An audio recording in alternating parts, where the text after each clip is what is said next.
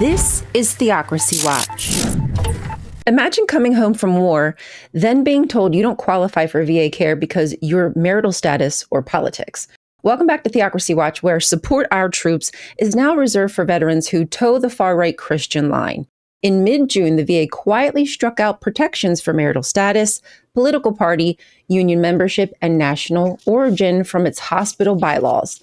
That means any VA doctor, nurse, psychologist, social worker, or dentist can now refuse treatment to an unmarried veteran, a registered Democrat, or a union member, someone else from another country. Officials claim it was simply streamlining paperwork, but medical ethics experts call it a Trojan horse for legalized discrimination, and that these bylaws could breach accreditation standards. Preaching love in the church, but divine exclusion at the VA door because their God's favorite virtue is judgment, apparently, sounds like a page ripped from the Bible. Staff are now forbidden to even say transgender or gender-affirming care. As one psychologist put it, "I've spent my career treating vets. Now I'm policing their identities instead of their trauma." These deliberate attacks are meant to harm every service member. Every veteran, whether missing limbs, battling PTSD, or simply doing their duty, earn these benefits the hard way. Denying them care is more than bureaucratic streamlining. It's betrayal. By turning personal traits into grounds for refusal, the VA has effectively outsourced judgment calls to providers' beliefs. The fallout will play out in waiting rooms nationwide where veterans risk being turned away rather than treated. They chant "support the troops," then boot trans soldiers and force every veteran into a culture purity test before a single checkup. Veterans didn't swear to defend a chapel. They swore to uphold the Constitution. This loyalty gauntlet is the ultimate insult to their sacrifice and to our democracy. So until next time,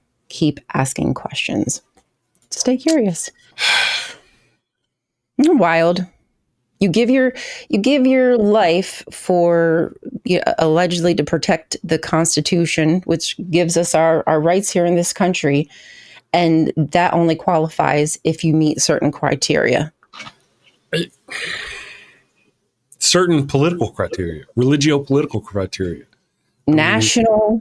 It's even if you're in a union. So a doctor now could say to you, "Hey, Chris, who'd you vote for?"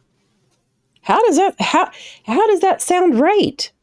And if you give the wrong answer, he has the right to deny you medical care. It was bad enough whenever we had to worry, we collectively, I say we, not me, other people.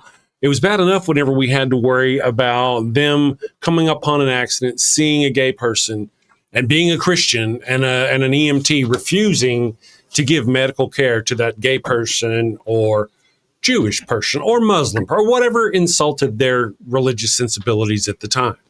Right. And now this just makes it worse. This makes it not, this isn't just about, that still exists and now is even more validated by the system. Because now even government doctors, VA doctors, right? That's what you were talking about.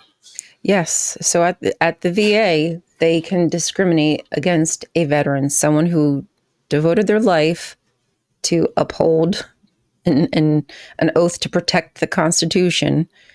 And they are seen as second-class citizens, basically.